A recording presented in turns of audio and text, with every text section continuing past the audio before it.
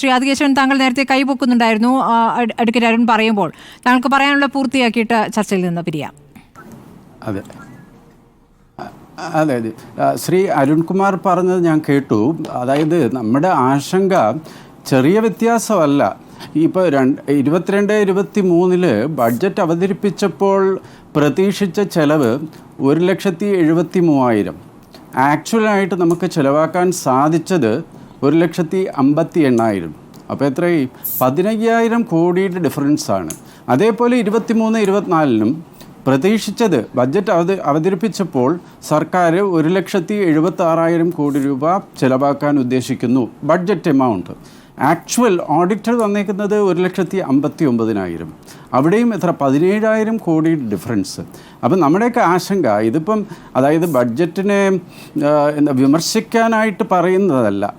കഴിഞ്ഞ വർഷങ്ങളിലെ റെക്കോർഡിൻ്റെ അടിസ്ഥാനത്തിൽ നമ്മുടെ ഈ വർഷത്തെ അതുപോലെ 24-25 നടപ്പ് സാമ്പത്തിക വർഷവും ബഡ്ജറ്റിൽ ഉദ്ദേശിച്ച തുക 1,84,000, 1,84,000. ഇന്ന് അത് റിവൈസ് ചെയ്ത്, ഇന്നത്തെ കണക്കാണ്, ഇന്ന് റിവൈസ് ചെയ്ത് വന്നേക്കുന്ന ഫിഗർ 1,78,000. അപ്പോൾ എൻ്റെ ആശങ്ക ഈ കുറച്ചുകൊണ്ട് വരുന്ന ഒരു ട്രെൻഡും പിന്നെ ആക്ച്വലായിട്ട് ഓഡിറ്റ് ചെയ്ത് വരുമ്പോൾ ചെറിയ വ്യത്യാസമല്ല, 16,000 കോടി 17,000 കോടിയൊക്കെ ഡിഫറൻസ് വരുമ്പോൾ ഇത് നമ്മുടെ വളർച്ചയെ ബാധിക്കില്ലേ? ആൻഡ് മാത്രമല്ല വിഭവ സമാഹരണം 250 പറയപ്പെട്ടിരിക്കുന്നത്.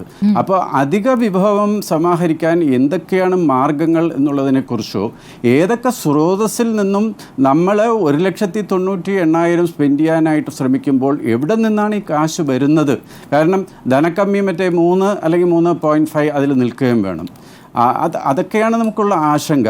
ഞാനൊരു ക്ലാരിഫിക്കേഷനായിട്ട് ശ്രീ അരുൺകുമാറിനോട് കണക്കിൻ്റെ അടിസ്ഥാനത്തിൽ ഈ ആശങ്ക അസ്ഥാനത്തല്ല എന്ന് പറയാൻ വേണ്ടിയിട്ടാണ് ഈ വലിയ അന്തരം. അദ്ദേഹം എനിക്ക് തോന്നുന്നത് പറഞ്ഞത് ചെറിയൊരു എമൗണ്ടാണ് പറഞ്ഞതായിട്ട് ഞാൻ കേട്ടത്. 5,000 കോടി പോലുമല്ല, 15 അല്ലെങ്കിൽ 17,000 കോടിയുടെ വ്യത്യാസം വരുന്നത് നമ്മുടെ സംസ്ഥാനത്തിൻ്റെ വളർച്ചയെ ബാധിക്കില്ലേ എന്നുള്ളത് വളരെ ന്യായമായ യുക്തമായ ഈ ഫിഗേഴ്സിൻ്റെ അടിസ്ഥാനത്തിൽ നമുക്ക് വളരെ ഒരു പ്രശ്നവുമായിട്ട് നമുക്ക് തോന്നുന്ന കാര്യം പറഞ്ഞതേ ഉള്ളൂ. ശരി, വളരെ നന്ദി ശ്രീ ആദികേശവൻ ചർച്ചയിൽ പങ്കെടുത്തതിന്. ഞാൻ